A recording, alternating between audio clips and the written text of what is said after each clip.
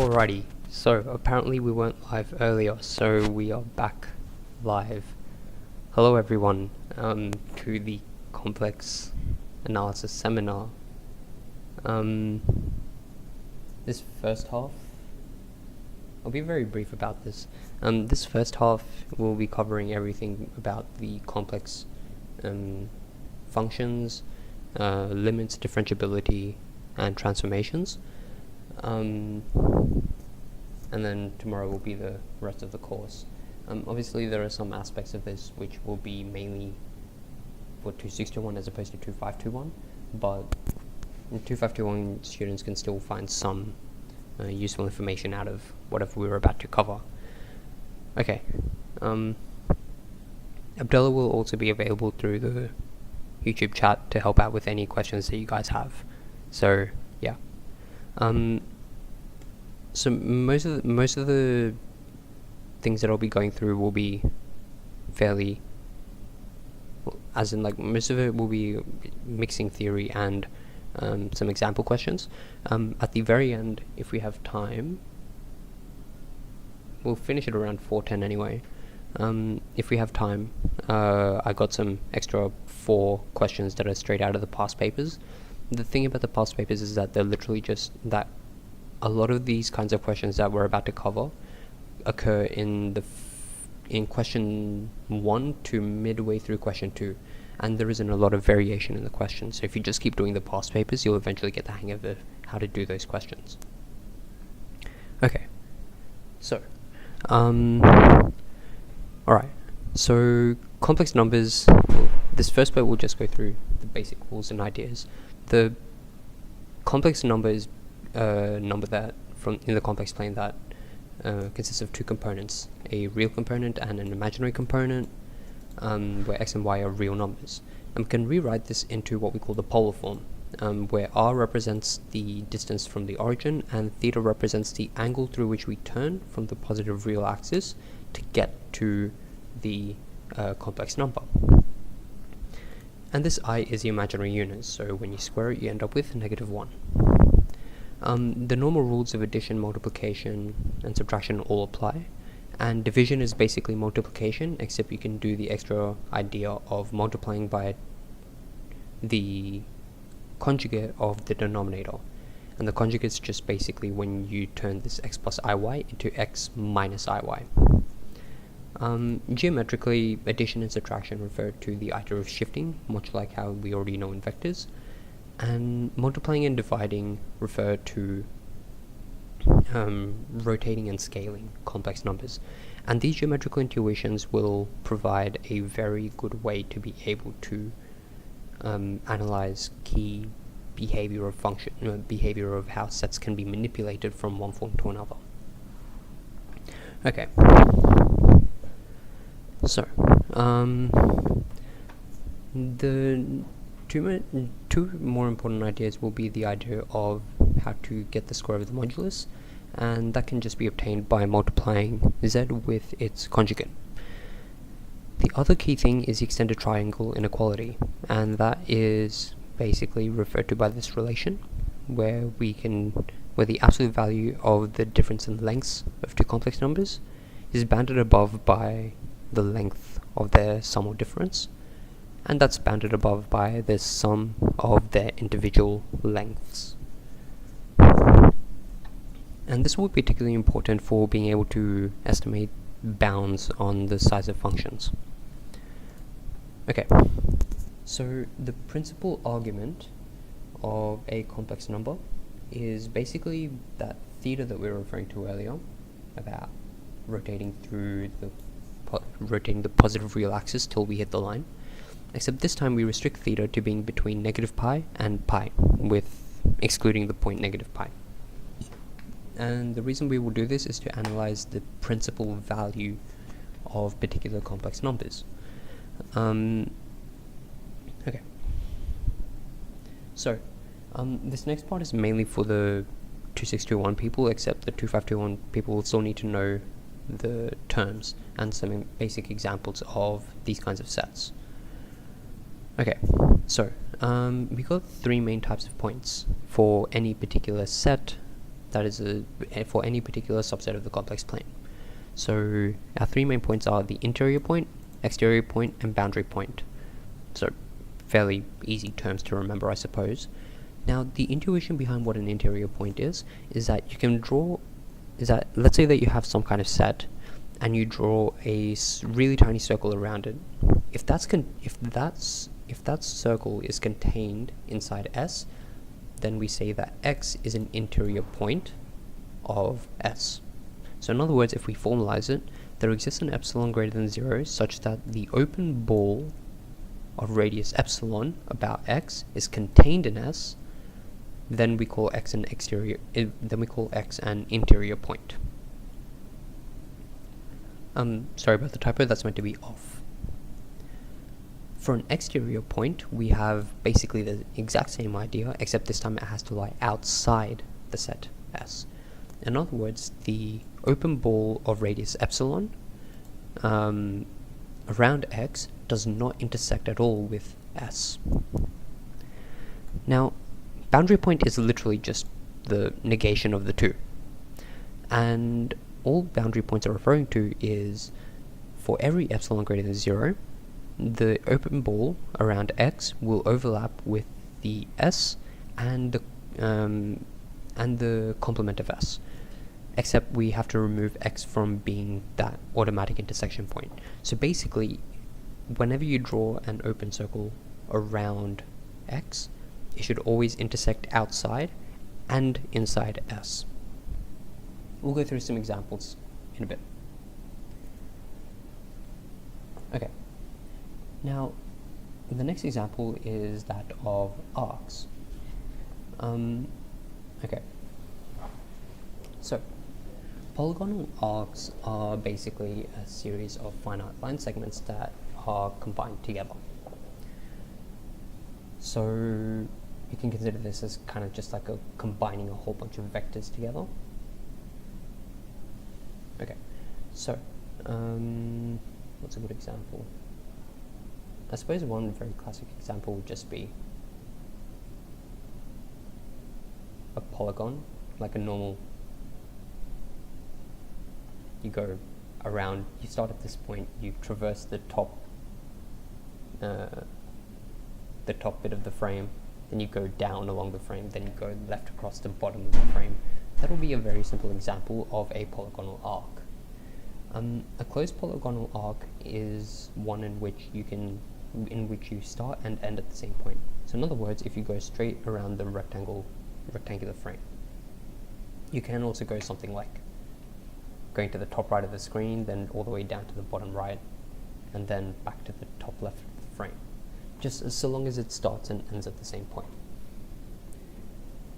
Another example of a closed polygonal arc is something like going from here down to the bottom right of the screen, then to the top right, bottom left, and then top left.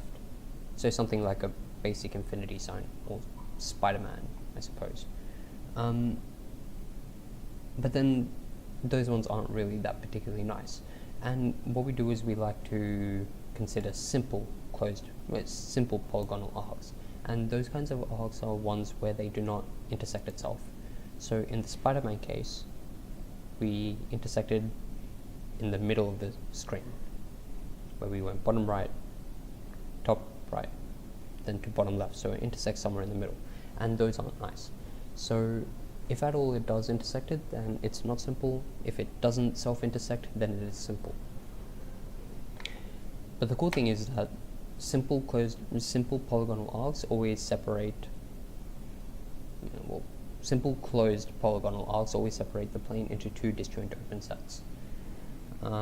There is a famous theorem around it, but we don't really need to know it as such.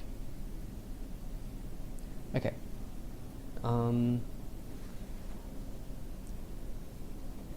So, the main types of sets that we'll be considering, well, the two fundamental ones are 1 and 2, open and closed sets. And a set is said to be open if everything in S is an interior point. So, let's suppose that we decide to consider Actually, we'll go through some examples later. So if every x in S is an interior point, then the set S is open. And a set is closed if the complement of S is open, which is just basically like, here's the opposite. We do run into some issues in that sets can be both open and closed, and sets can be neither open nor closed. And in the context of the complex plane, the only, I guess, the easiest sets that you can describe as both open and closed are the empty set and the complex set. And the only sets that are neither open nor closed are stuff where you have every point being an interior point, and then you throw in some points that are along the boundary, but not every single boundary point of the set. Once I get GeoGebra up, I can show you a couple of examples. Or I'll throw in a couple of examples when I fully write up the solutions, and include them into the slides. Okay. A set is said to be bounded if there exists an m greater than 0, so that the entire set can be contained, or if there exists some m greater than 0 and a point in S, so that if you draw a circle that's big enough, it will fully contain S. One classic example would be just a standard unit circle, because if you create a ball around the origin of radius 2, then that will contain the unit circle, and therefore the unit circle is bounded. So that one's not too bad. Okay. Now, for compact sets, basically the idea is that the set needs to be closed and bounded. This isn't the official definition, as many topologists suggest, but there is an equivalence in terms of the plane ideal, in terms of tuples of real numbers, in that we can create an equivalence between compactness and closed and boundedness. So if a set is both closed and bounded, we say that it's compact. And a set is said to be connected if one cannot write the set as a union of two disjoint open sets. So basically you can't partition it into two open sets. Okay.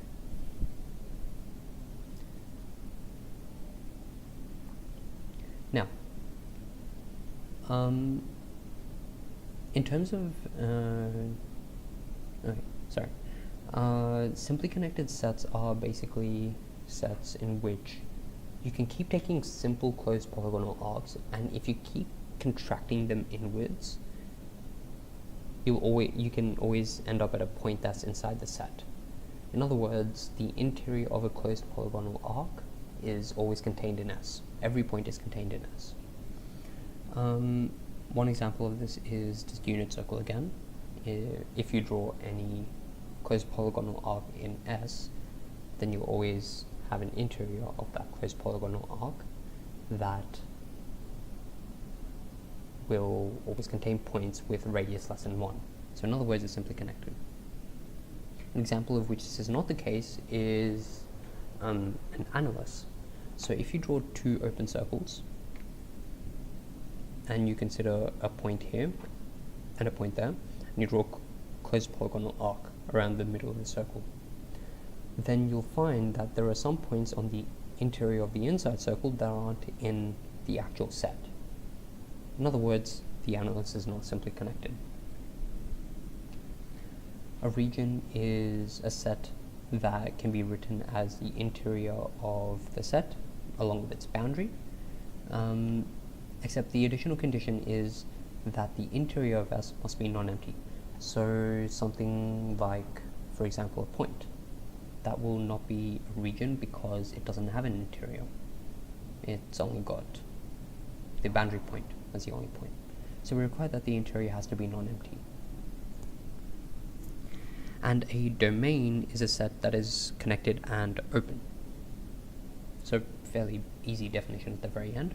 Region will be the trickier one to remember, so you just need to remember that the interior is non-empty and you can write it in the form interior S union with the boundary of S.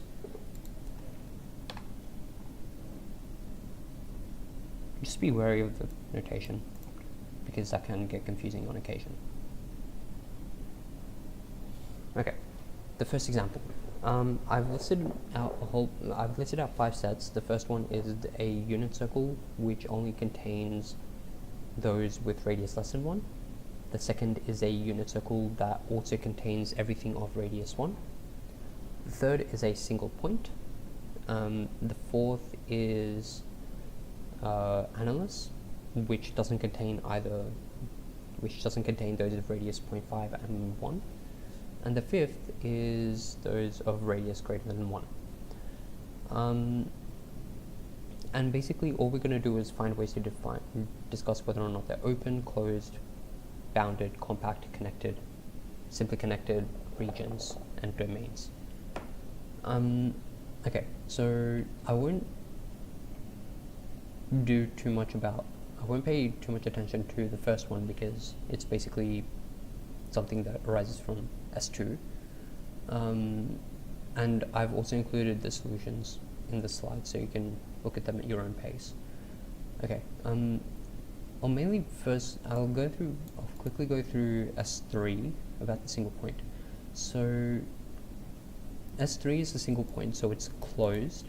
Now one way you can visualize this is that the complement of it is open, because it's literally the entire complex plane, and if you draw a complex plane around it, and the complex plane, you can keep drawing open balls so that the radius will contain everything that doesn't contain P. So you can imagine it as, say, suppose that this entire thing was your plane, and you just remove a single point where my mouse is. Then you can for any point around it, you can always find the open ball so that it doesn't hit P, and therefore the entire complex plane without P is open. So the set containing just P is closed. Is it bounded? Yes, you can literally just set radius 1 around P and it will contain P. Is it compact? Yes, again closed and bounded.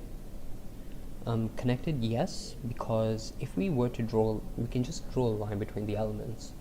So you get TP plus 1 minus TP, and if you simplify that, you end up with P. So any line between elements in S3 will be in S3, and therefore it is connected. That's one very easy way to visualize it. Again, there's only one element, so you automatically kind of split it up into 2 disjoint sets, because there's only one element in it. Is it simply connected? Yes.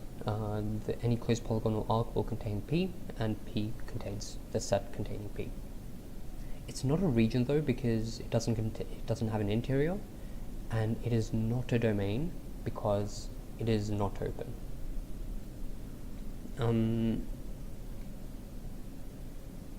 For the same reason, we can say that S5, for example, S5 is going to be open because, again, it's basically the same idea as S3, except this time we're considering the entire complex plane minus and just a chunk out of the middle.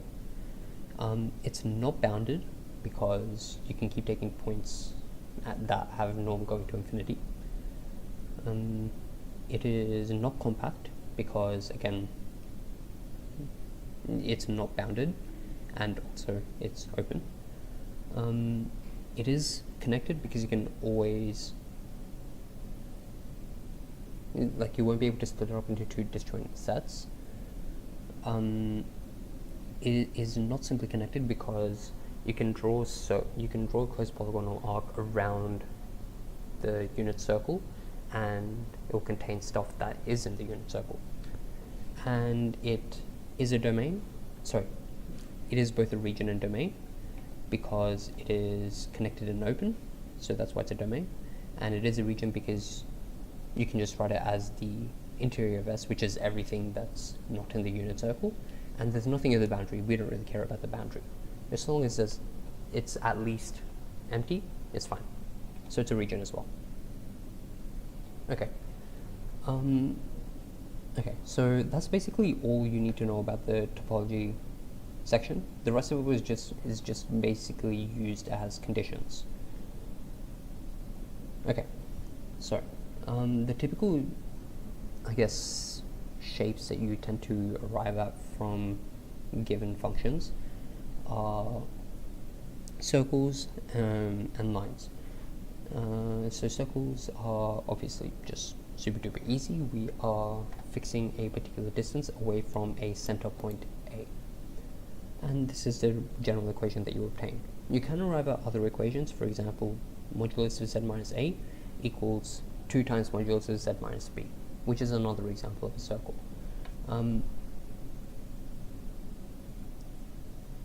That will only apply if that constant, so in this case I use the example of 2, that will only occur if that constant is not equal to 1 and is positive. Otherwise, then you'll run into some issues. If the constant is 1, then you end up with a line. So it's basically saying that distances are equidistant from two fixed points. And we can just use the locus definition of a line, which is the fact that it's a perpendicular bisector of a line segment from A to B.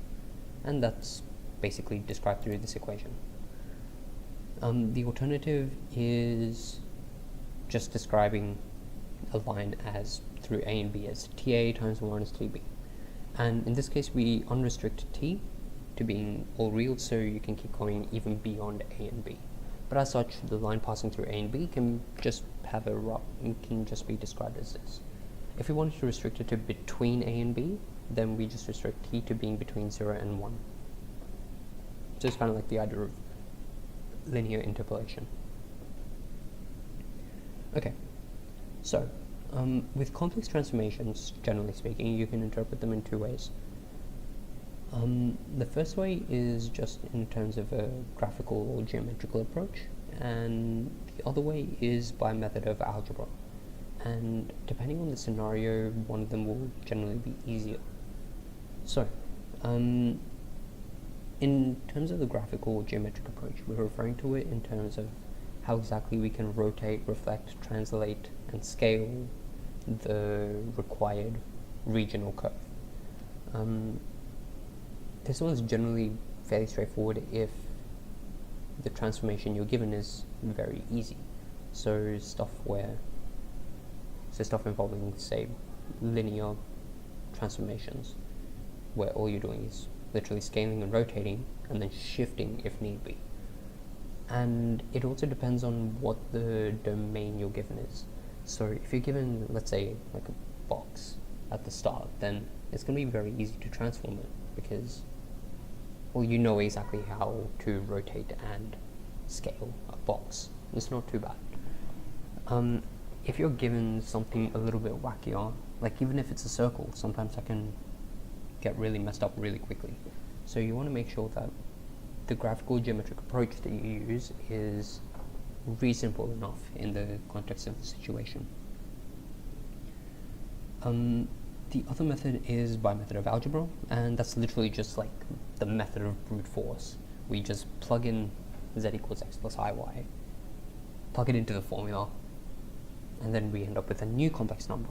And the idea is that we can treat x and y as parameters, and we can create a relationship between the new complex number, parameters, u and v. So it's a lot like parametric equations. You can opt to use it if you want to, but sometimes it can get messy very, very quickly because it's a lot of algebra.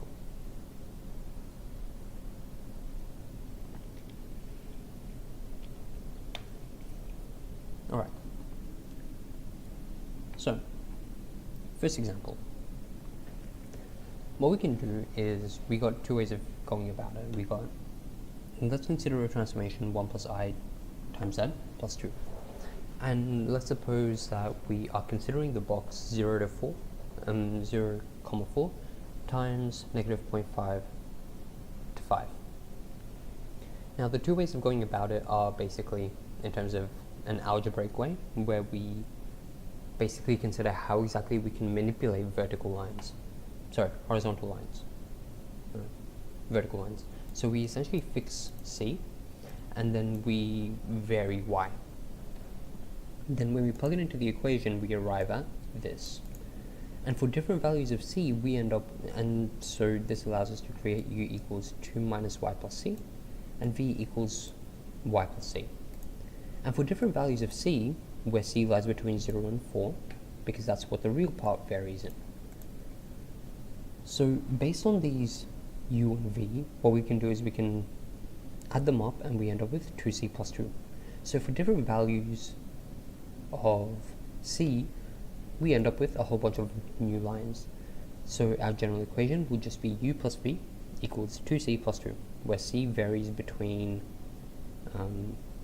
0 and 4, and this y varies between minus 0.5 and 5, and that provides our restriction on u and v.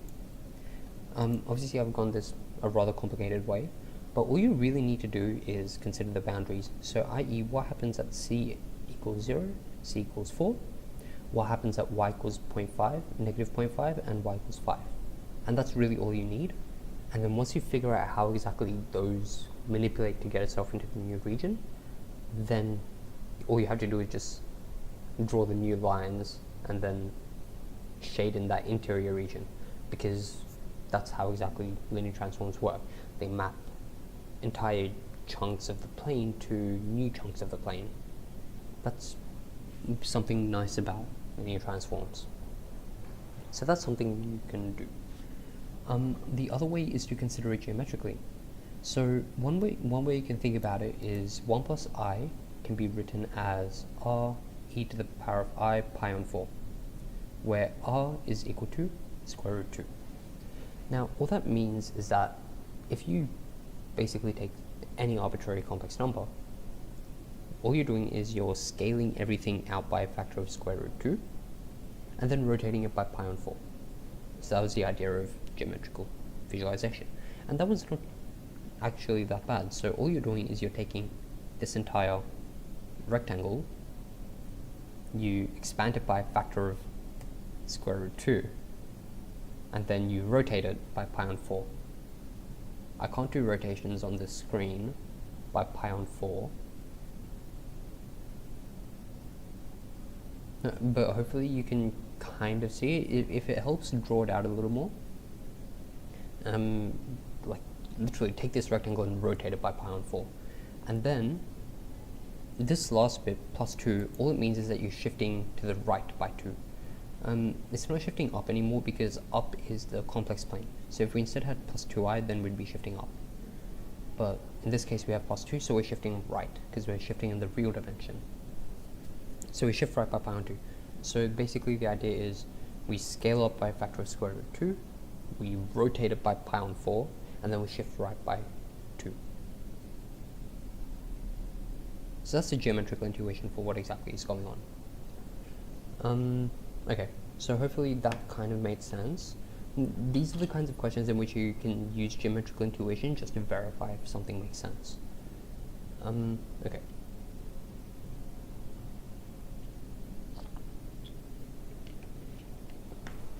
Sorry about that. Okay. So, how are we going for time? It is 2:37. Okay. So far, so good. Oh wow, I'm on time. Okay, so suppose that we have a set of points on the line L passing, a set of points on the line passing through z equals 1 and z equals 3 plus 4i. So this is one of those things where where it's first ideal to figure out what exactly happens with the line between 1 and 3 plus 4i. Again, you can kind of get away with just directly plugging in 1 and plugging in 3 plus 4i because it's a line. So all you're doing is you're scaling and rotating the line. Scaling doesn't really affect the line as such. So all you really care about is taking the line, rotating it, and then shifting it right. So you can think about it again geometrically. Just force it to be. We just force it to be the algebraic way. So we first figure out the line from between 1 and 3 plus 4i, and we're going to make it unrestricted, so that t is any real number. So we plug it into the form, and our line turns out to be this guy. So our u is equal to 1 minus 2t, and our v is equal to 4 minus 4t. Now, the image of it will just be, let's take this complex number, and we plug it in to this function. So that's literally just brute force, and we arrive at this final equation. So we have u equals negative 3 plus 2t, v equals 5 minus 6t, and when we eliminate the parameter t, we arrive at 3u plus v equals negative 4, and that's the image of the function. And because t is unrestricted, we won't create any bounds on it. But the thing is that 3u plus v is equal to negative 4 is just a line. Now, if you notice, if we plug in 1 into this equation, we arrive at 3 plus I. And if you notice something, that if you plug in 3 comma 1 into this equation, wait, no, don't remember. Oh no, never mind. Yeah. So you should be able to just plug in 1 into this equation and 3 plus 4i into this equation, and you should be able to arrive at something that also verifies that it's a line. I don't know if this is actually what happened though. I'll just verify whether or not question 2 makes sense. It should though.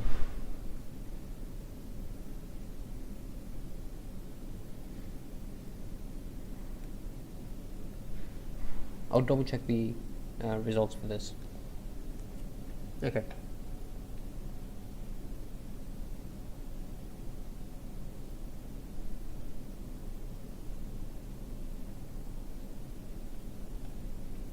Right. Okay. So, the two main types of functions that we consider are basically affine transformations and fractional linear transformations, or linear fractional transformations, whichever one. They're both adjectives, so we don't care. Okay, affine transformations are basically fancy words for linear transforms, which are stuff of the form az plus b. So that was something that we just considered. And you can interpret it as in terms of rotations and scales, followed by shifts. So you can always think about it geometrically for linear transforms. Just depending on what kind of set it is, you don't want to overcomplicate how exactly you're meant to visualize how a set is transformed. So if at all you're given some weird region, you don't want to figure out, like, let's say it's a weirder one. Like, let's say you're given one of those infinity symbols, and you want to think about how exactly we can rotate it. You don't want to overcomplicate it. That's basically my point. Okay, but the more important one that we need to know about are linear fractional transformations, or fractional linear. This additional condition AD minus BC isn't entirely necessary, but these are the typical ones. But AD minus BC equaling 1 provides some interesting ideas about how exactly particular fractional linear transformations work. But fractional linear transformations ultimately have the form f of z equals az plus b over cz plus d. So they're basically just maps from complex plane to complex plane that involve a quotient of two linear functions. The thing that makes them so special is that they always map a line or a circle to another line or a circle. So you can map line to circle, or circle to line, or circle to circle. So you can create these kinds of maps switching between lines and circles in really interesting ways. The additional really cool thing is that you only ever need 3 points for linear fractional transformations, in that you just have to plug those in and then you will eventually get your new shape. The typical ones that we tend to use though are z equals I, 1, 0, and what happens as z approaches infinity. Those are the typical ones because, well, they're fairly straightforward to evaluate. You can just directly plug in a z equals 1 and you just arrive at a plus b over c plus d. Z approaches infinity is again a really easy one. You just end up with A over C. Z equals 0 again, very easy. You got B over D. And Z equals I on occasion, or well, for most of the time. You won't get too complicated expressions. But yeah, as long as you pick 3 points that work, you will always be able to figure out what shape it is, and you'll be able to distinguish whether or not the shape is a line or a circle. Okay, so I'm not sure if you guys were using the old slides, but I think if anyone suddenly didn't know where these guys went, these should be at the end of the slides if anyone's using the old ones. Originally, linear fractional transformations was really standalone, hence why it was at the end of the revision seminar from last year. Okay, so the first one is find the image of this circle under the mapping W equals Z over Z plus 2. Now there are two ways of going about it. The first one is you can just plug in the points. So this one is a circle centered at 1, a radius 1. So what you can do is you can consider the 3 points at the origin, Z equals 0, Z equals 1 plus I, and Z equals 1 minus I suppose, or Z equals 2. Z equals 2 is going to be easier actually. So you get 2 over 4, now 1 plus I over 3 plus I, and what else is there? 0. So you just end up with 0. So essentially you're constructing a map between 0. So essentially you're trying to figure out whether the curve through 0, 1 plus I over 3 plus I, and 1 over 2 is a straight line or a circle. And then once you figure that out, then you'll be able to figure out whether or not it's a circle or a line, once you plot them out. In this case, I've brute forced the algebraic way, so it's basically involving us considering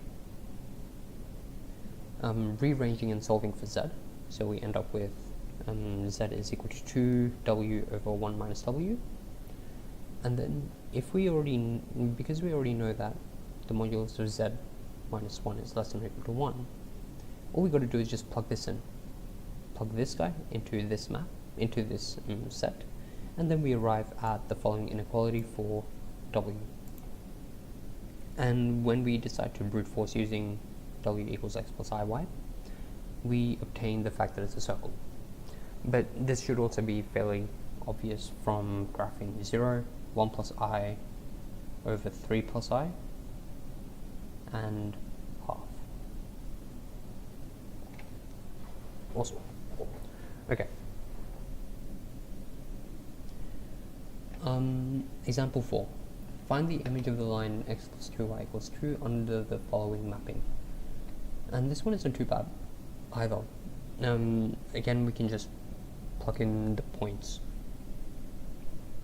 Z equals 2 because 2 plus 0 equals 2. We can also plug in the point I because 0 plus 2 times 1 is equal to 2. And what's another one? Can probably plug in 1 comma half, although that feels a little more complicated. You can pick a third point, whichever one you want.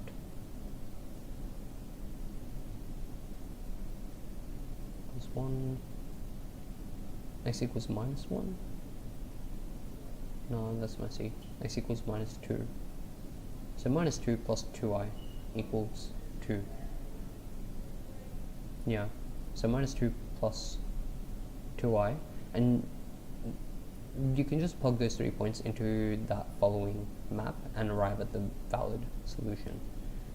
So in this case I picked z equals 2i and 4 minus I. And those are just because those are all valid points that lie on the associated line given by the following equation, where y is the parameter. And all this allows us to do is, when we plug it in to 1 over z plus I, these three are our resulting points. 2 minus I over 5, negative I over 2, and a quarter. And then we can figure out what the center and radius are by constructing perpendicular bisectors for line segments between two of them. That's slightly complicated, but it does work. The other way would obviously be by method of brute force. Okay, I included a couple of bonus examples at the very end that illustrate this a little bit more in depth.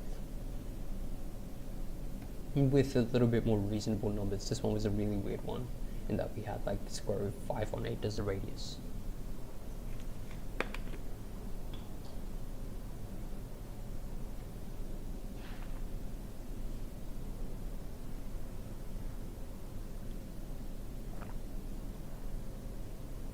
Okay, so estimating sizes of functions. This is literally just repeated use of triangle inequality, so it's not going to be too hard, and the scope of the questions aren't going to be that extensive either. Okay, so suppose that you are considering a function f of z is equal to 1 over z to the 4 minus 1, and you want to figure out for particular values of z with modulus greater than 2, proving that f of z cannot have a modulus exceeding 1 over 15. And it seems like this is a very pointless question, but the implications of it are quite big for later purposes. For now, we just have to accept that these are a valid type of question to get asked. So, basically, all we got to do is just abuse triangle inequality. So we'll start off with using the denominator. So we got z to the 4 minus 1, and we compute the modulus. Now, by extended triangle inequality, that first bit of it, we can say that this guy is greater than or equal to modulus of z to the 4 minus modulus of 1, which is just 1. Now, we're just going to assign modulus of z to be r, where r is greater than or equal to 2, or greater than 2. So, we arrive at modulus of z to the 4 minus 1 is greater than or equal to r to the 4 minus 1. Now, since already we have r greater than 2, we know that this guy has to be positive. So it's r to the 4 minus 1, which is greater than 15. And so we can say that the upper bound for f of z, which is just when we take the reciprocal, is bounded above by 1 over 15. So it's not going to be too hard, and it seems like a relatively useless question, but this is basically how you approach most of these kinds of questions. They're particularly good in terms of proving whether or not solutions to particular equations exist over particular domains. I won't have time to go through examples of those. Those are relatively rarer questions, but those are more relevant for the 2621 students. So yeah.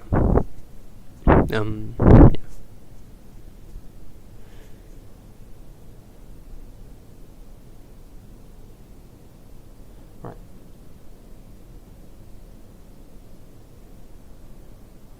So, on to the next bit. So those are just basically everything that we've just done is regarding the functions bit. The next bit is referring to limits, and the limit notion in complex numbers is very similar to the existing notion of limits in real numbers, in which we just describe it in the normal way. We have a limit as z approaches a particular complex number of a function, and that's assuming that the limit actually exists. Now, you can think about the complex plane as R2, and so we can say that a limit is non-existent if from different directions the limit obtained is not equal. So if you're coming from, say, directly above the point, if then you obtain a value that's different to when you're coming from the right of a point, then essentially the limit doesn't exist, automatically doesn't exist. But if the limit exists, it says that regardless of the direction you come in, the value of the function will always approach the same consistent amount. i.e., if you're arbitrarily close to a complex number, then you'll get arbitrarily close to the proposed limit value. In other words, for every epsilon greater than 0 around L, you can create a wall so that if your inputs get arbitrarily close to delta, arbitrarily close to each other, then f of z will always get within epsilon of L in the convex plane. The simpler way to put it is probably the easier one to remember. So, proving that limits exist is actually relatively harder than we might hope. So we can just say that, like, if f of z is some kind of polynomial in z, then the limit automatically exists. But showing that limits do not exist is usually the easier thing to do, and is a more probable question to be asked.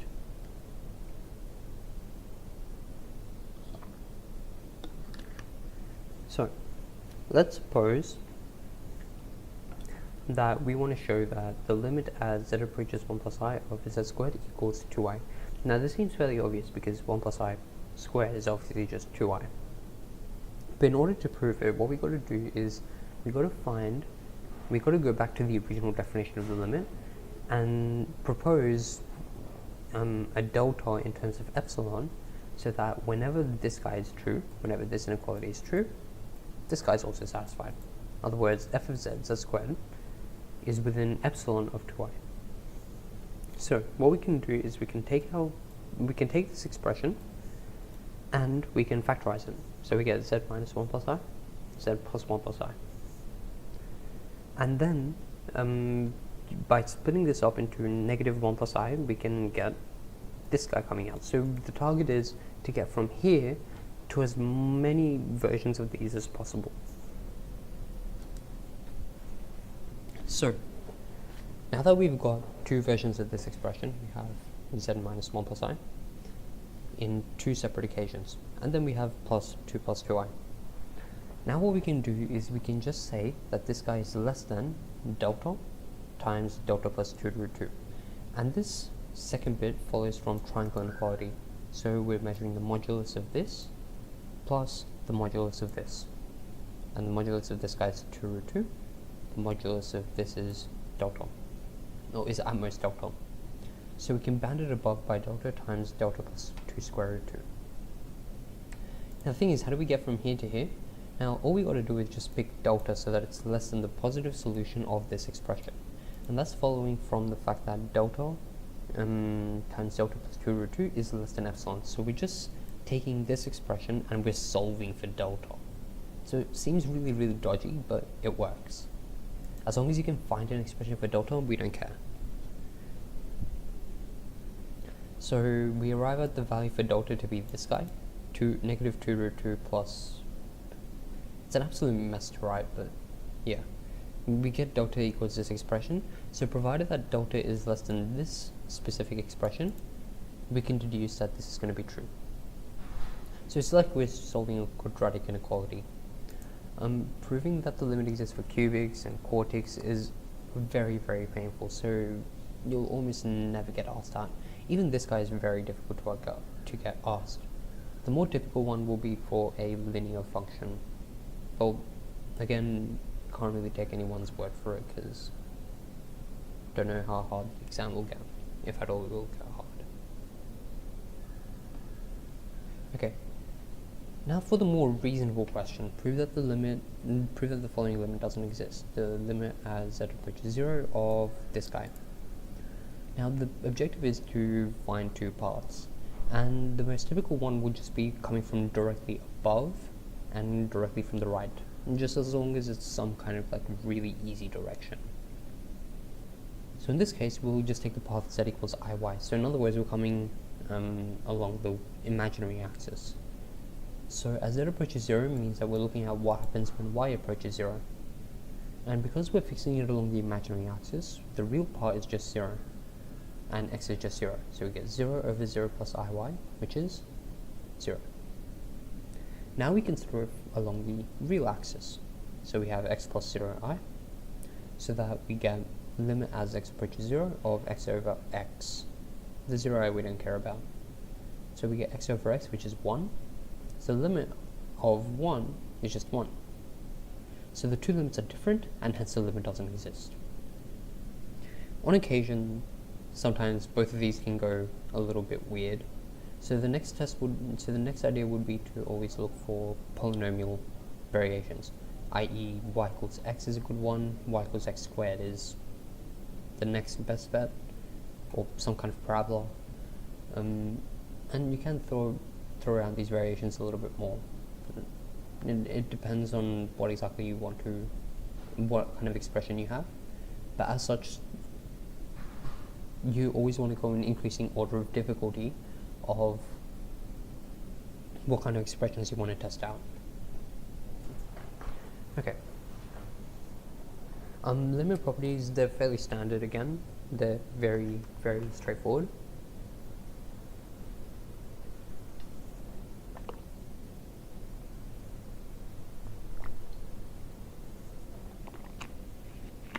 A lot of the limit properties that you can obtain are straight out of the book from real numbers. The sum and difference of limits are the sum and difference of functions approach the same value as the sum and difference of the limits.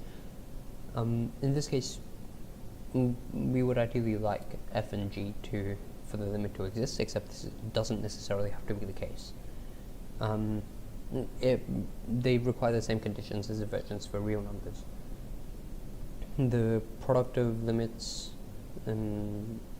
provided that the limits, so if f and g already approach L1 and L2, then all we need to do is just multiply them together.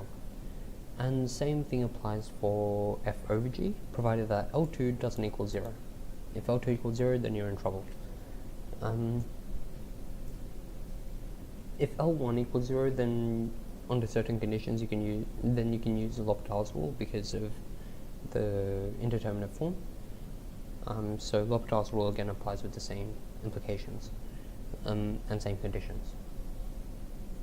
Okay, and like I've mentioned here, for a polynomial function, all we really need to do is, because f is continuous, then all we need to do is just plug it in.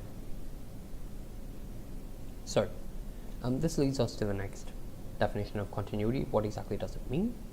And a function is continuous if the limit exists and is equal to the function value at that point. And that's just the exact same definition as the version for real numbers.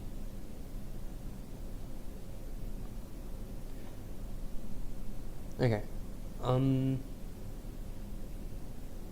Next bit is differentiability. So what we'll do is we'll take a quick 4 or 5 minute break for everyone to be able to digest that information, and then we'll return at 3:05, I suppose, or 3:07, and then we'll finish up the second half of the course, second half of this part, which will be referring to implications from differentiability.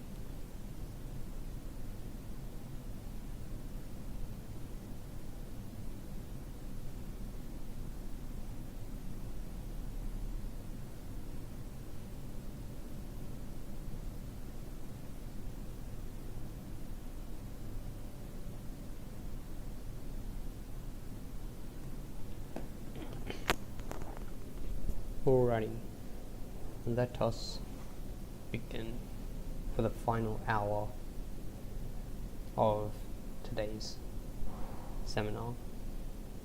Alright, so differentiability, again, very similar definition to the version for real numbers, in that a function is said to be differentiable if the function values get close to each other quicker than the inputs do. So the formal definition for it refers to the idea of the actual quotient approaching a particular complex number, and if this limit exists, then we can describe it as being f dash or z naught. So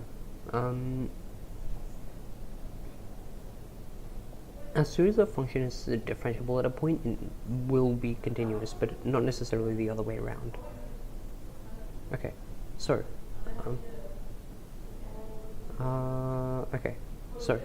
the way we describe differentiability is through the idea of differentiability is through the idea of Cauchy-Riemann equations. So the fact that the limit exists, so if this limit exists, then automatically the Cauchy-Riemann equations at that point are satisfied. So whenever you want to find out where a function is differentiable, all you really need to do is have a look at the Cauchy-Riemann equations and see where exactly it's satisfied. The Cauchy-Riemann equations are basically ways of describing how exactly the complex valued function has its real and imaginary parts connecting together. So what we first do is we represent a function in terms of its real and imaginary components, and we say that a function is differentiable if at a specific point in the domain, if and only if the partial derivatives at that point exist and are continuous. And the additional requirement is that we require each of these equations to be satisfied. So these are what we call the Cauchy-Riemann equations. The rate at which u changes is equal to the rate at which v changes with respect to y, and the rate at which u changes with respect to y is the negative of the rate at which v changes with respect to x.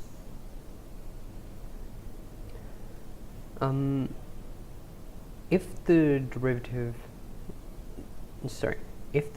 exists, then we can also come up with the following conclusions. The fact that the derivative with respect to z is just differentiate each component with respect to x. We can alternatively describe it in terms of y, as in we can differentiate with respect to y, except we will just need to remember the fact that this needs to turn into a negative, but the idea is still the same. But we'll just stick with the x because it's really easy to remember. So we got f dash of z is equal to this ux plus ivx, and that the partials also satisfy the fact that the norm of the gradient for each of the u and v have to be equal to each other, and that's just following from du and dx squared plus du and dy squared is equal to dv on dy plus dv on dy squared plus dv on dx squared. So it's just following from the fact that these two equations are already satisfied. More importantly, that these two gradients are orthogonal to each other. In other words, when you take the dot product, you will end up with 0. Okay. Another useful thing with the same implication is the fact that we can convert them into polar equations, into its polar form. And with its polar form, all we're looking at is x equals r cos theta, y equals r sin theta, and all we got to do is just apply chain rule to arrive at variations of these. So if at all we rewrite u in terms of r comma theta, then we need to be able to rewrite dx as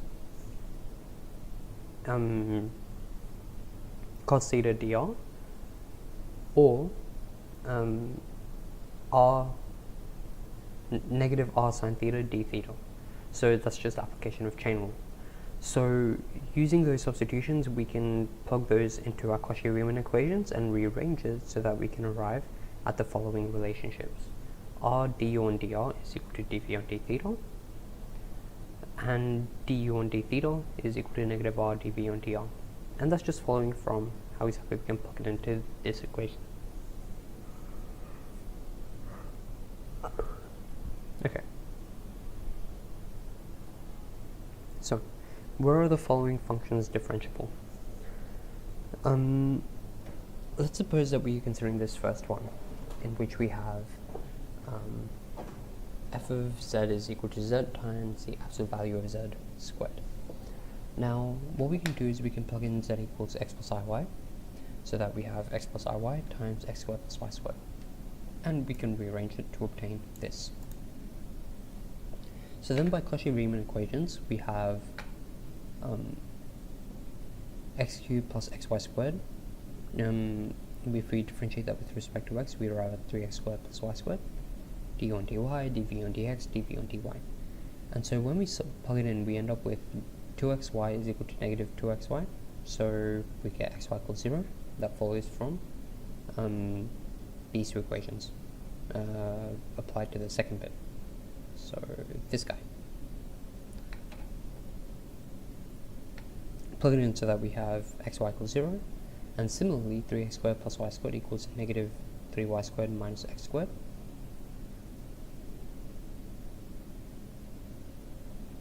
So that x squared is equal to negative y squared.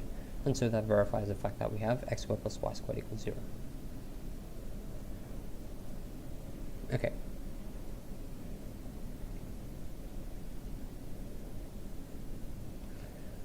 So this function is differentiable only when x equals 0. Oh wait, I made a mistake here.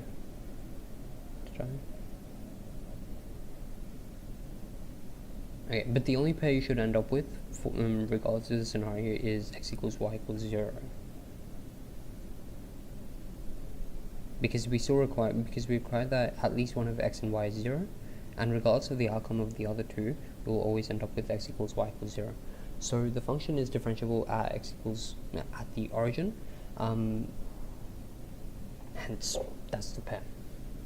We can do the same thing for the next bit, in which we have 2x equals 2y, and so we have x equals y. So the function is differentiable. So this function is differentiable only along the line through the origin and 1 plus I. So the diagonal line, y equals x.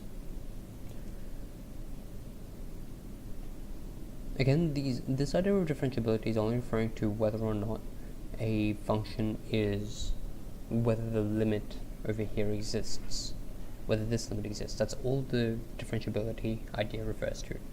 And Cauchy-Riemann equations help us figure those points out. Now, in a similar way, we can have absolute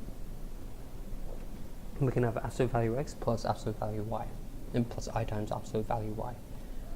So when we differentiate it, when we differentiate the u component with respect to x, we end up with x over absolute value x. And the next one we can rearrange to obtain absolute value y over y. In either case, you'll end up with equivalent expressions. We just did it like this so that we could get an easier equation. If you write y over absolute value y, you get x absolute value y equals y absolute value x. And that's a little bit messy compared to this really neat expression, which is the same ultimate conclusion, in which we have this equation being satisfied only when xy is greater than 0. So in other words, over this set, we will have differentiability of that third function. Okay, now this next bit about holomorphic. So a function is holomorphic, another word for it is analytic, at A if the function is differentiable in some neighborhood of A. So that means that if we take a really tiny open disk around, A, if the function is differentiable over that disk, then the function is holomorphic at A. And a function that is holomorphic everywhere is said to be entire. So if a function is differentiable in an open set, then that function is automatically holomorphic in that set. So that one's all fairly, I guess, implicationary, if that's a word. But the key bit here is that it can only be holomorphic in an open set. So a function can only ever be holomorphic if you have an open set in the first place. So in this previous example, we had this guy not being an open set, and therefore the function is not holomorphic at the origin. Similarly with this guy, it's a line. And so as soon as you take an open disk around it, then you know that you are considering points that are away from that line where it's not differentiable, and therefore it is not holomorphic at any point on the line. However, in this case, in the third part, we have xy greater than 0, which is an open set. Right? You got the first quadrant and third quadrant of the plane, and so because that's an open set, it's automatically holomorphic at every point in that open set. Okay. So, harmonic functions are fairly important functions that essentially allow f to be differentiable. So, say suppose that D is a domain in R2, it's meant to be. A function of two variables u is harmonic if it satisfies Laplace's equation, which is basically you take the second partial derivatives in each variable and add them. We don't care about the mixed partials, we only care about the actual partials. The partials with respect to x, the second partial with respect to x, and second partial with respect to y. And this is specifically associated with u. And v is a harmonic conjugate of u if v is the corresponding function that also satisfies this similar equation, but it also satisfies Cauchy-Riemann equations for the function u. In other words, v satisfies these given equations for the given u, and it also satisfies and therefore it automatically satisfies the Laplacian equation. The harmonic conjugates have absolutely nothing to do with the actual conjugate of a complex number, so don't need to worry about that. Essentially, the ways of being able to rewrite a function in terms of z, as opposed to its individual components x and y. So that's basically what makes these functions quite important. Okay, so with some properties of harmonic conjugates, negative u is automatic is again a harmonic conjugate of v. So you can have multiple harmonic conjugates as long as the equations are satisfied. If u is a harmonic on a simply connected domain, then u has a harmonic conjugate on D. That's something again you can kind of memorize, but it will be fairly obvious when functions are harmonic and when, as soon as you have these harmonic functions, you can find its harmonic conjugate. Harmonic conjugates of u only ever differ by a constant. So when you're solving these partial derivative equations, when you're solving these PDEs, you'll always end up with a constant at the end of it. And so you get stuff like back when we did integration, you'll end up with these family of equations as opposed to just a single function at the end of it.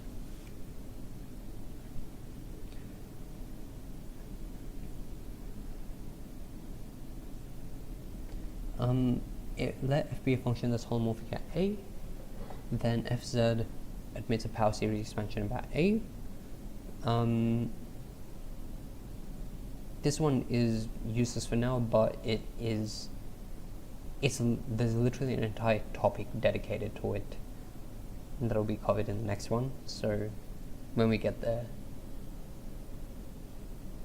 you'll see how exactly being holomorphic is super duper important. Let f and g be holomorphic functions on D and C. On D, and C is a smooth curve in D. If at all two functions are equal for each complex number on C, then f of z equals g of z for every value in D. So basically this describes equivalence between two specific functions. So in other words, power series in a, for example, power series in a particular in a particular domain will be equivalent for any two functions that are equal for any arbitrary curve along that exists inside D, for any smooth curve in D. Okay, so these two last ones won't actually be relevant until the next bit. One we won't really care about. 2 and 3 will probably be the slightly more important ones for now, in which we are trying to find out what exactly the harmonic conjugate of a function is. So, say suppose that we're starting off with this example 9. Cos x cos y is harmonic, and find its harmonic conjugate. So I'll only do example 9. Example 10 is a bit of a sieves, but it works in literally exactly the same way. You should find that in this case the harmonic conjugate, well, I've described the solution here, negative y over x squared plus y squared. Over here is a slightly more detailed one.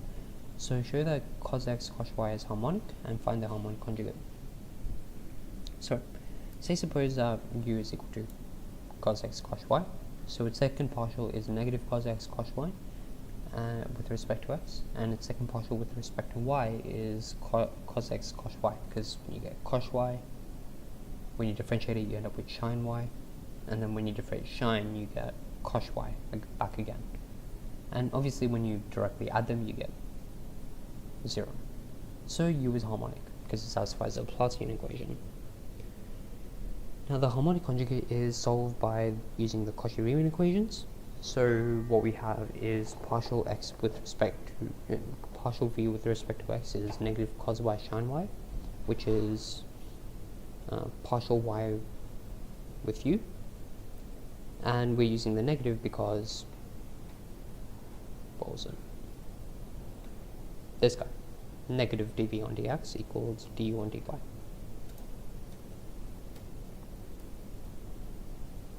So that allows us to construct v of xy is negative sin x sin y plus f of y, because we're integrating with respect to x, so f of y is a constant.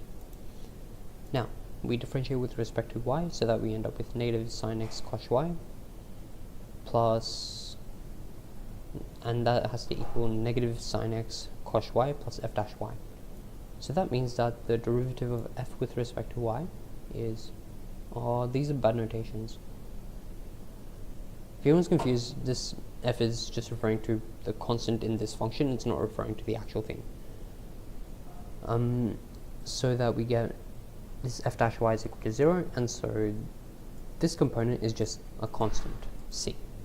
So the harmonic conjugate is negative sin x sin y plus c. And this is that c over here where we are differing by a constant. Okay, now the thing is that this one allows us to be like cos x cos y minus I sin x sin y. And if you plug in the expressions associated with sin z, cos z, e to the I z, and those kinds of functions, you can reduce this entire expression down, cos x cos y minus I sin x sin y, into a very nice easy looking expression in terms of z.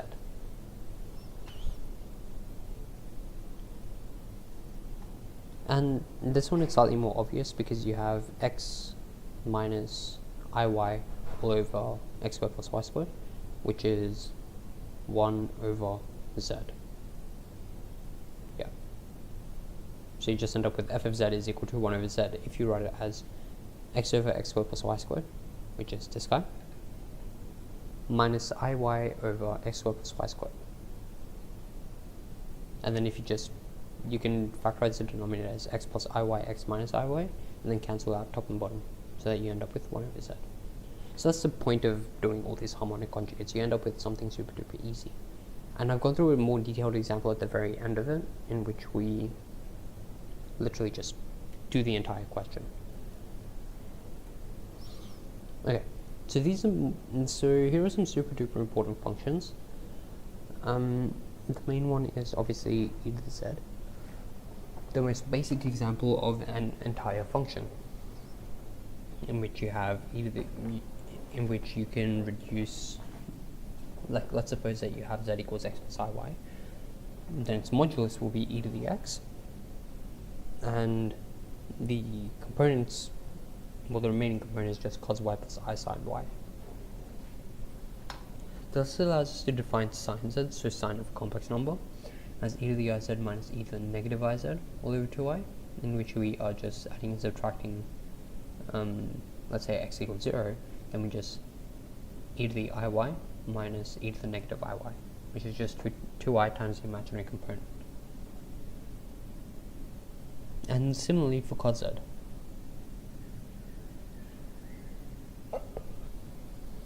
Okay. So, the main point of this is just to be able to solve equations. That's about it. Doesn't really go any further than that. So, let's suppose that we wanted to solve e to the z equals 2i. So, all we really have is e to the z equals 2i. So, x equals log 2i. Now, the way we decompose this is based on over here. So what we do is we convert 2i into its polar form, which is 2 e to the power of I pi on 2. So you essentially have e to the x equals 2 and y equals pi on 2. So we have log of 2i. Now we wanted to essentially get x in the form x plus iy. So when we're taking the log, if we want to work at the modulus, well, we have e to the power of x equals 2, so that means x equals log 2, which is where this guy comes from. Then for the imaginary component, we're essentially looking at what the argument can be. So that would just be pi on 2 plus 2k pi. And that's just following from the fact that this guy, this iy, has to contribute something, and that comes from the fact that it's that comes from the trigonometric components. So we know that we're looking at y equals pi on 2. So we have y equals pi on 2. But the thing is that it keeps repeating every 2 pi, which is where the 2k pi comes from. So we keep repeating itself 2 pi. So we have pi on 2 plus 2k pi. And that corresponds to the y component. So essentially all we're doing when we're solving equations like these is we're matching up the modulus and the argument of an equation, and then solving for x and y. That's essentially what's going on. So, another slightly more trickier example is when we have cos z equals 3. So, with cos z equals 3, we rearrange it so that we're now solving e to the iz plus e to the negative iz all over 2 equals 3. Now, this turns into a reducible quadratic of the following form. Work on highlight this. Okay, so this turns into a reducible quadratic of the following form: e to the 2iz minus 6 e to the iz plus 1 equals 0. And using quadratic formula, we can simplify it to 3 plus or minus 2 root 2. Now, when we're taking the logs, we can essentially simplify to iz is equal to log 3 plus or minus 2 root 2. And the good thing is that both of these are essentially, well, 2 root 2 is greater than 3. No, 2 root 2 is less than 3. So both of these are positive numbers. So the argument is essentially just 2k pi. Sorry, yeah, 2k pi, where k is an integer. So it's on the positive real axis.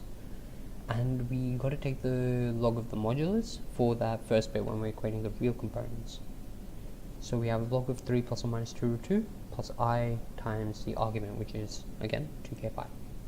I didn't simplify it just because it's easier to see what exactly is going on for the argument bit of the thing and how it corresponds to the imaginary component. Then to solve for z, all we got to do is divide by I. I'm sorry about the brackets, I'll include them, but yeah.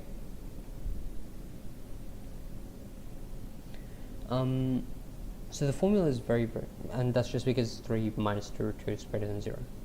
But yeah, so it's very similar to the previous example in which we're literally just equating the modulus of a complex number and the imaginary components of a complex number. It's just that this time we have a slightly more different example in which we are considering a little bit more, I guess, varying. One last thing, I suppose that this one will be slightly more interesting. Cosh z equals -4. So we have e to the z plus e to the negative z equals -8, and using quadratic formula, we derive that e to the z is equal to -4 plus or minus root 15. And we can use a similar tactic to what we have over here. The modulus of the following number is -4 mod of -4 plus or minus square root 15.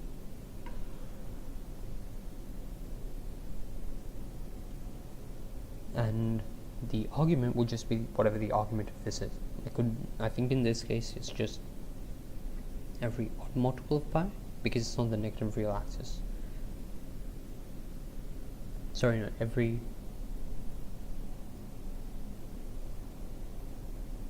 so it could be -pi, pi, 3 pi, 5 pi, yeah, so every odd multiple of pi. And then we can just compare the moduli, so e to the x is equal to the modulus of this number, which is equal to log this, and then the imaginary component, which is referring to the argument of the complex number, and that's just arg of -4 plus or minus root 15. Okay, so the questions again are kind of just like a wash, rinse, repeat, I suppose, scenario, in which you literally just plug in the expression for an associated function, and then you're solving for z by method of figuring out what the modulus is and figuring out what the argument is, and then accordingly taking the log of that, depending on the scenario. For your more traditional things like solving cubics and polynomial equations, they rely on very similar techniques to whatever we already know about in terms of like, say for example, z to the 5 equals 1, and you just use De Moivre's theorem, or whatever that, yeah, so you get z equals e to the power of I pi on 5 plus 2k pi. Sorry, no, e to the power of, yeah, pi on 5 plus 2k pi all over 5. Whatever it is. But yeah, you can just use your standard techniques in order to be able to solve these kinds of equations. Okay, how about showing that tan z equals I has no solution? Now, showing no solutions is generally depending on what the question actually is. In this case, it's something slightly easy, because we know that sine z, we already know that tan z is defined as sine z over cos z. So when we rearrange it, we end up with sine z is equal to I cos z, and that means that sine z squared plus cos squared z is equal to 0. But we already know that sine squared z plus cos squared z is equal to 1, and so this equation can never be true. And so we can understand that this equation cannot have any solutions, because if we follow the step process as we would normally, we end up with something that can never be true. So that's generally your basic strategy whenever you're showing that something doesn't have a solution. You're essentially finding out when is something, you're essentially simplifying an expression until you arrive at a contradiction. That's basically your target.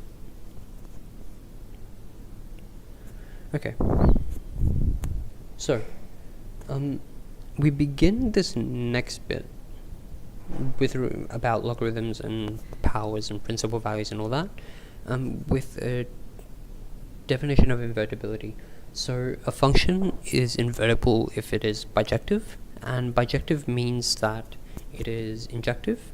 So in other words, f of z equals f of w implies that z equals w. So your outputs are equal implies that your inputs are equal. and the other condition is that it must be surjective, which means that for every t in T, you can find something in S that maps to T. So, another way of describing it is codomain equals the range of the function. And if both those conditions are satisfied, then it is bijective. And so the function is described to be invertible. Now, this kind of means that the standard definition of the exponential and logarithm is no longer defined, because basically we noticed over here that we will keep rotating things, so we can keep doing 2k pi and still arrive at the same point, which is a little bit problematic, and we don't really like that too much. So what we do is we invent the notion of the principal value, and this allows us to create the relevant bijective functions so that we can introduce the idea of differentiability and existence of limits and analyticity and holomorphicness for the functions. So let's suppose that we wanted to find the inverse of the exponential. Now, exponential is a very standard function and super easy to work with, I suppose, because, well, its derivative is just e to the z, same as in the complex plane. So what we do is we introduce the idea of the multi-valued logarithm, and this is very similar to the thing that we already covered, in that we are considering, like, let's suppose that we wanted to solve for z for any arbitrary w, then we could find just a normal logarithm as the natural log of the modulus. So in other words, we decompose z into x plus iy, so that the real part is essentially the log of the modulus, and the imaginary part is corresponding to the argument, except keeps rotating by 2 pi. So that's where this extra plus 2k pi comes from. And that's basically the multi-valued logarithm, in which we're just like, okay, here's a whole bunch of values, so that when you take e to the power of those values, you will always end up with w. And you can kind of verify this, because e to the z, well, you got e to the log w modulus of w, which is just modulus of w, and then e to the power of I times the argument plus 2k pi. Now, e to the I 2k pi is just 1 every time, because that's essentially the starting point of the unit circle, in a way. And e to the power of I argument w, well, that's something that we already know about, in that we are rotating by argument of w to hit the line, which is just a definition, to hit w, which is just a definition of the argument in the first place. So we end up with mod w e to the I arg w. So it's just a normal polar representation. So this one is a valid way of describing the multi-valued logarithm. But the thing is that we run into some issues, and that relates to the fact that it's not continuous, because the argument is not continuous, right? Because it's good when we're going from the negative real axis all the way around and back to the negative real axis. But the thing is that at the negative real axis, the thing doesn't stay consistent. So it doesn't follow a smooth path. As soon as we go from negative pi to pi, well, we keep increasing, we're about to approach pi, and then suddenly it switches to the negative pi again. So that's not good. So what we do is we define the principal valued logarithm.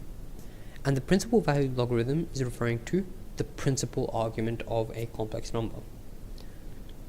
So we define the principal valued logarithm as this thing, except, well, we literally just get rid of the 2k pi. And this capital A for arg is referring to the fact that we're referring to the principal argument of z. In other words, the angle that is directly between negative pi and pi.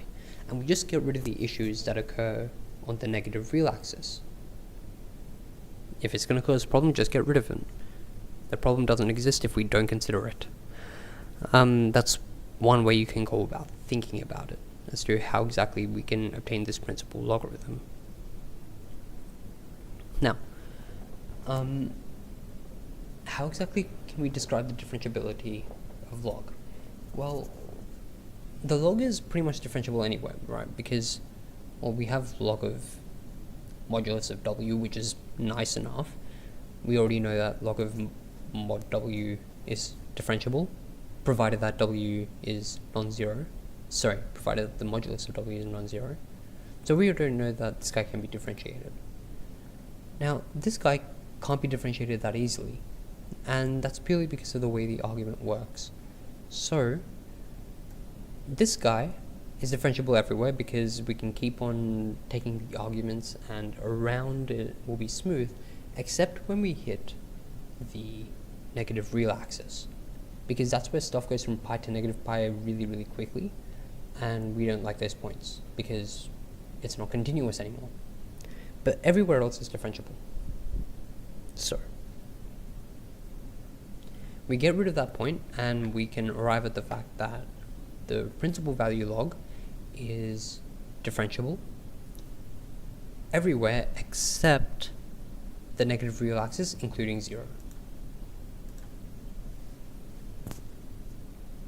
So, all this literally implies is that even though the complex plane log is differentiable everywhere, except on the negative real axis, including 0, much like how we defined log for real numbers, in that it was differentiable everywhere, it was only differentiable for all the positive numbers.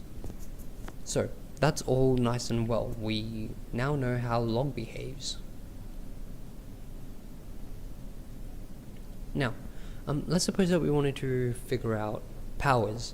Well, powers are slightly more annoying in that because we can run into the same issues of multi-valued things, what we do is we can describe it in terms of the principal value as e to the power of a log z. So whenever you want to figure out z to the power of a, all we got to do is convert it into this expression. But this is provided that we're looking for the principal value.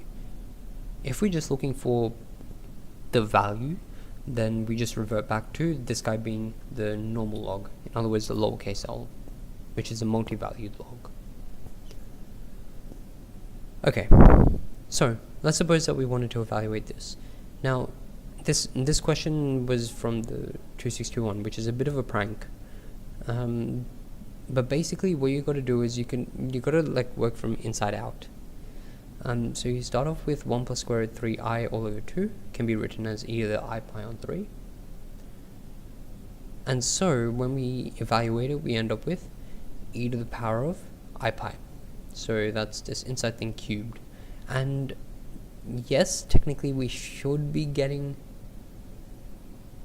e to the power of negative I pi, but because we're considering the principal value, we only care about e to the power of I pi. So the negative pi in reality doesn't exist for the principal argument, it's only e to the power of I pi. So we get e to the power of I pi to the power of 1 minus I, and that's where this guy comes in. So we get 1 minus I, capital log e to the I pi. And this principal value log reduces it down to I pi, and so multiplying through allows us to get negative e to the power of pi, because e to the I pi is negative 1. So that's basically how to approach that kind of question, where if you're considering the principal value of a complex number, you're only ever considering the principal value. In other words, whenever the argument turns into negative pi, switch it to pi. That's the only thing you should pretty much be referring to. Or if something exceeds pi, or if something goes below negative pi, switch it to something that is between negative pi and pi. So if you're considering e to the power of I 2 pi, then you should be looking at e to the power of 0, because that's the principal argument. 0 is a principal argument of something occurring at 2 pi. Alright, what about I to the power of I? Well, that one's slightly more weirder, but we can rely on the same kind of thing. This one I did the non-principal value version, just to show you an example of how exactly the multi-valued log works. So we got I to the power of I is equal to exponential I log I. Now this multi-valued log can be described as 0 plus I pi on 2 plus 2k pi, and that's just because the modulus of I is 1, so ln 1 is 0, and then the argument of I is pi on 2, and then we can keep rotating it by 2 pi, so we get pi on 2 plus 2k pi, and then we have the I out the front. Now this allows us to multiply the i's together, so that we get negative pi on 2 minus 2k pi, and that's essentially the answer. I'm surprised that that turned out to be pi. Must be a symbol error. Okay. Now for this last one, I decided to use the principal value just so that the limits start existing. So let's suppose that we wanted to compute the following limit. So what we do is we again use this direct formula for the principal valued log, so that we arrive at 1 over z squared, so exponential of 1 over z squared log cos z. Now we can bring the limit inside because exponential is continuous everywhere, so this allows us to get limbs that approach 0 of log cos z over z squared. Now we already know that log cos z equals 1 as z approaches 0, so that part's continuous. And so this numerator will end up approaching 0, much like how the denominator approaches 0. And so therefore we get an indeterminate form, and so we can apply L'Hopital's rule. And turns out we got to apply it twice. And once we plug in the limits, we end up with e to the power of negative half. So the question will be very specific about what exactly it's asking for, whether it's the multi-valued log or the principal valued log. I just did both examples just in case you guys need some extra practice in terms of determining different kinds of values, or how exactly to write out the different kinds of values you can get.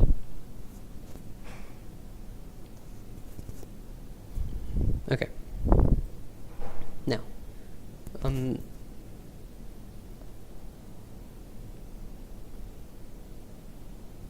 let's suppose that we wanted to work out where exactly the following functions are differentiable. So, these are other kinds of questions that have appeared, quite interesting ones, but this is where the geometric intuition really helps. So, let's suppose that you have f of z is equal to principal value log of iz.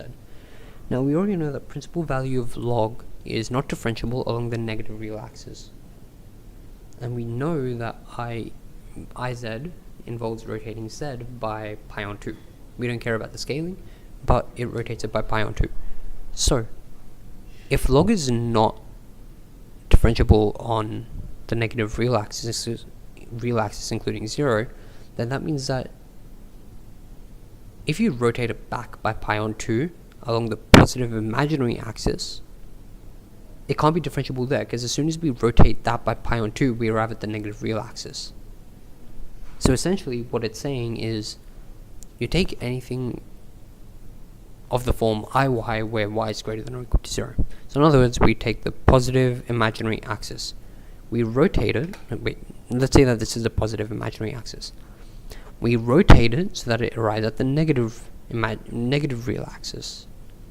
We already know that log is not differentiable there, and so this function is not differentiable when we are considering this guy, the positive imaginary axis. So that basically says, yeah.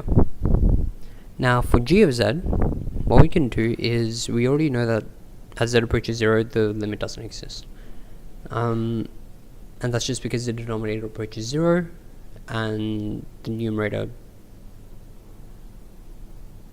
can apply L'Hopital's rule.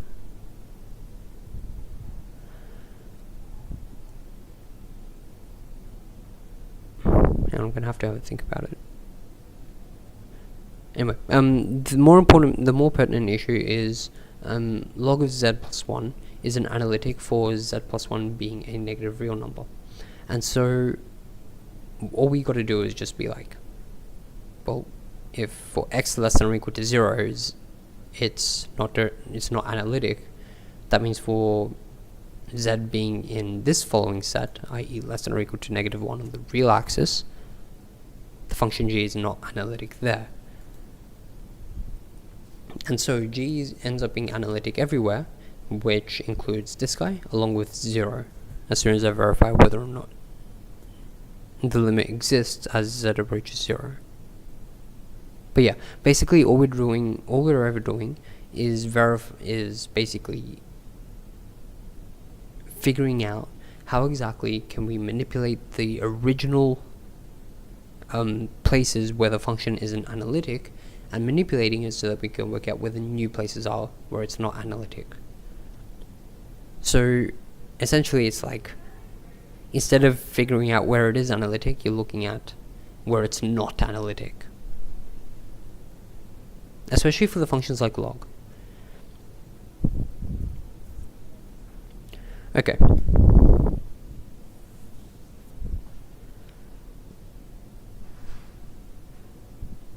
So, yes, example 15. Let's suppose that we are considering the principal values of the following branches. So we got f of z is equal to square root x plus 1 and square root z squared plus 1. So, we begin by using that power formula so that we yield exponential e to the power of half log z plus 1. And we already know that log z plus 1 isn't analytic on this interval based on the previous part. And so the function is analytic everywhere except this guy. And that's just because exponential is analytic everywhere. And so the entire places where it's not analytic is purely dependent on how the log behaves. In a similar way, we can figure out where exactly f of z is equal to this guy is not analytic. And it's not analytic whenever we have x is less than or equal to 0.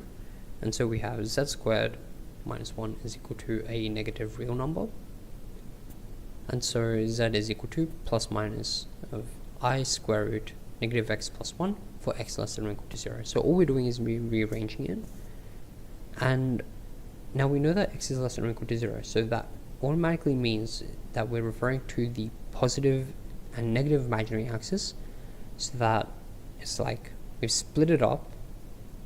So here's the x-axis. Here's 1. So everything above 1 and everything below -1 is where the following function is not analytic. So that's what this essentially means. If it does help, it's kind of like we've taken z squared minus 1, and this is the negative real axis. So there's a negative real axis. Now when we take the square root, we end up with halving the argument, or we end up with the argument over here. Because when you take this argument and you double it, you end up with the negative real axis. So it's everything along either this bit or this bit. Now we know that we need to shift to 1 in both the up and down direction, so essentially we're splitting up that middle bit so that we can get the negative real number. And then we're shifting it up or down by 1 unit so that we can get the x squared, z squared minus 1 is equal to the negative real number. So in other words, we got everything from 1 above and everything from -1 below. And that gives us where it's not analytic. It's a bit of a convoluted way to think about it, but it's a way that works. Alright, so still have time for some bonus examples. We have about 10 minutes for bonus examples. So these are all just past paper questions. And these are more typical ones, like all the others just refer to like identifying sets and all that. So I just picked out the main ones regarding fractional linear transformations because those are a weird one. The idea about analyticity and some quick examples. And this is the example about harmonic conjugates, which I've included the solution for over here. Alright. So, say suppose that you have the following fractional linear transformation. This is from the 2019, so this is directly from David Angel's paper from last year. So evaluate t of 1 and t of negative I. And yeah, this C star basically just means that you're not allowed to take 0. So C star is just essentially C without 0.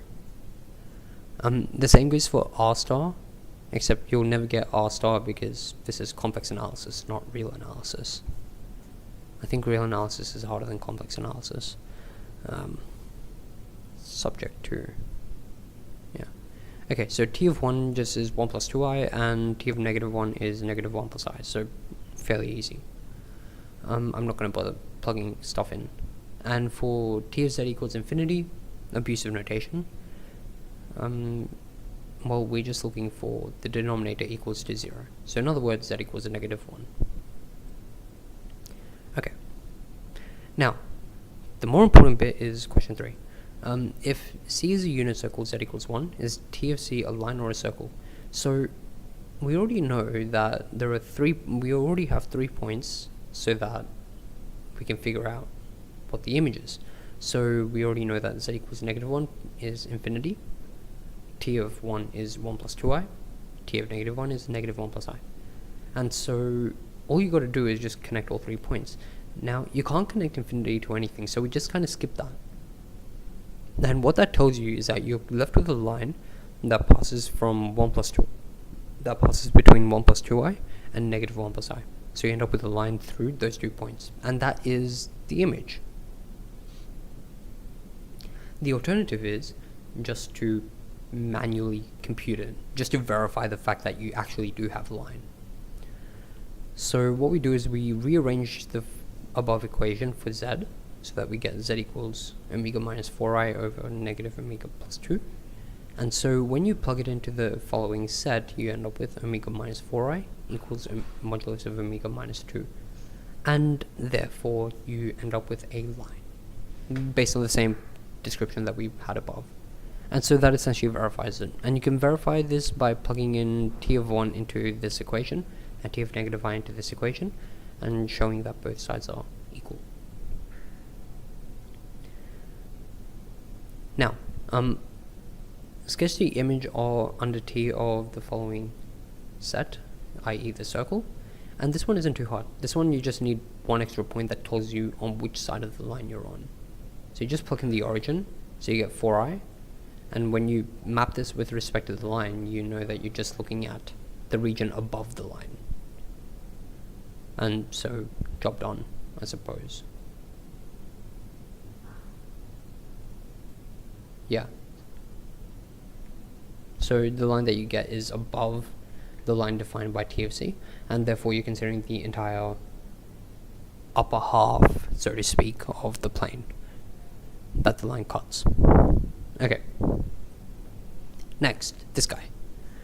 Well, this one is fairly straightforward, so I'm not going to entirely go through it, but the main important bits are continuous. Well, each of these individual components are polynomial, so you can just be like, it is continuous.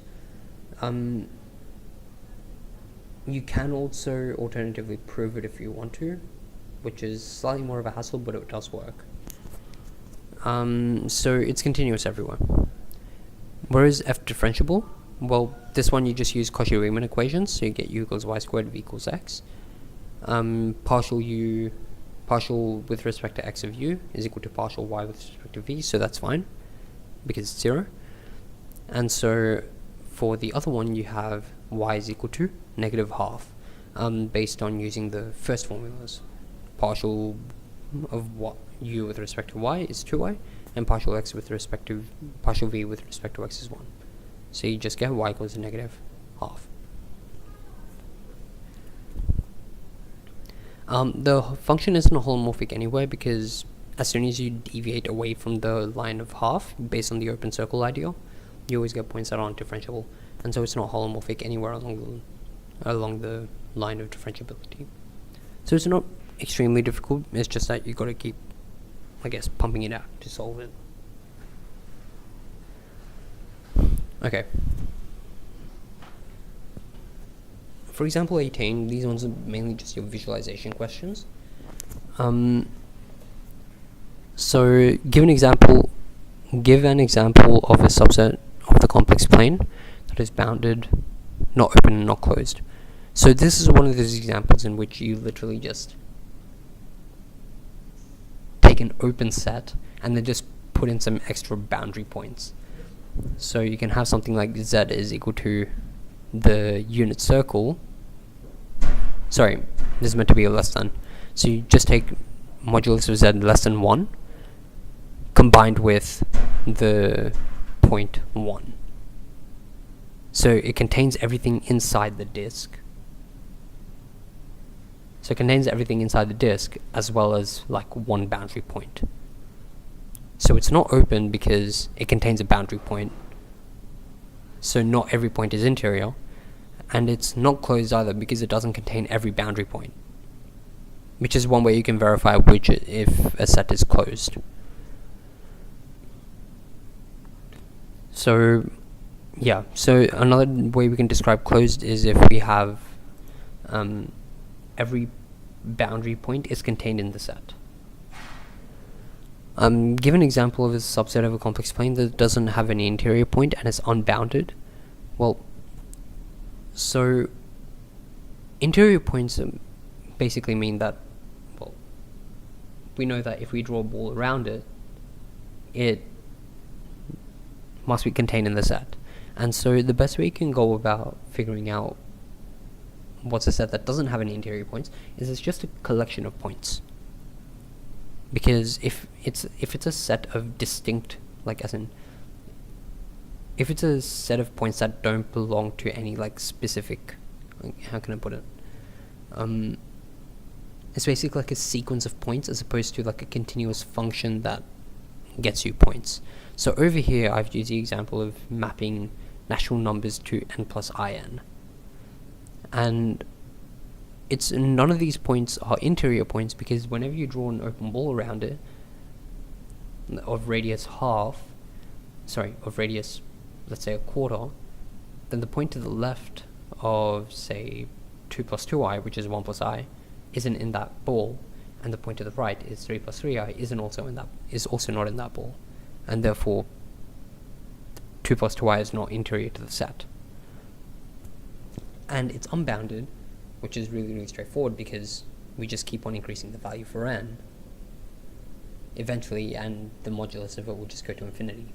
And so regardless of what set it is, you'll always be able to come up with a set that lies outside whatever ball you're considering.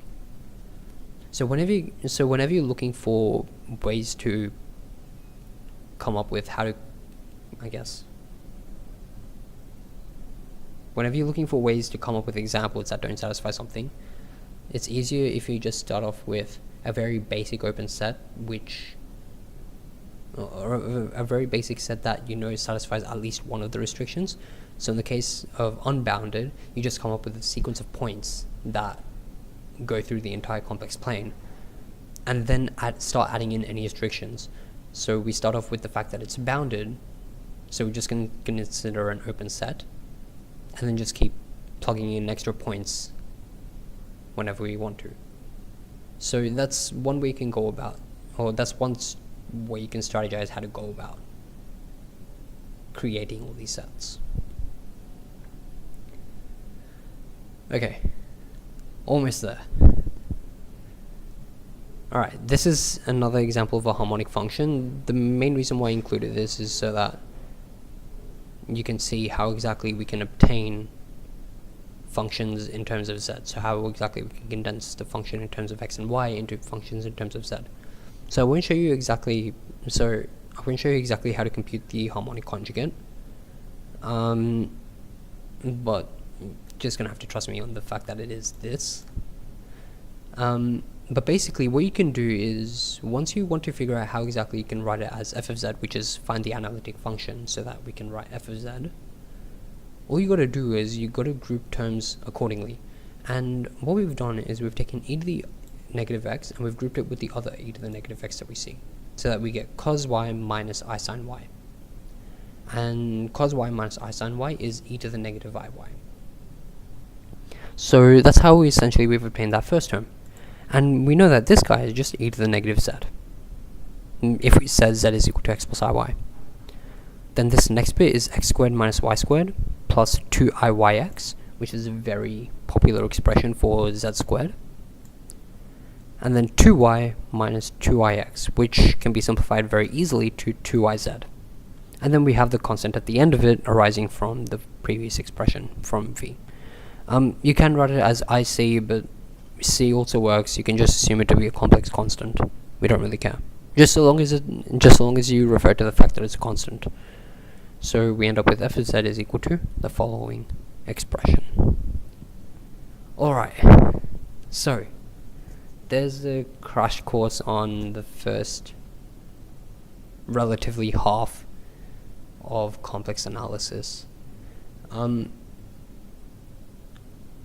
The questions very rarely tend to deviate away from a specific, from, I guess, normality is the easiest way to put it. The questions won't deviate away, hopefully shouldn't deviate too much away from it. I don't know how online exams would affect it. But yeah, if most of the time that doing most of the past paper questions would help a lot. I think there were 3 available from the previous year, from the previous years. So yeah, I suppose that with complex analysis, this first bit tends to be very straightforward and repetitive compared to the previous years, just because that there's not much scope to deviate away from what you existingly know. The main problems will arise is when you decide to combine whatever we've just done with any of the further topics that will be discussed tomorrow. So yeah, good luck for finals, and yeah, alright, goodbye.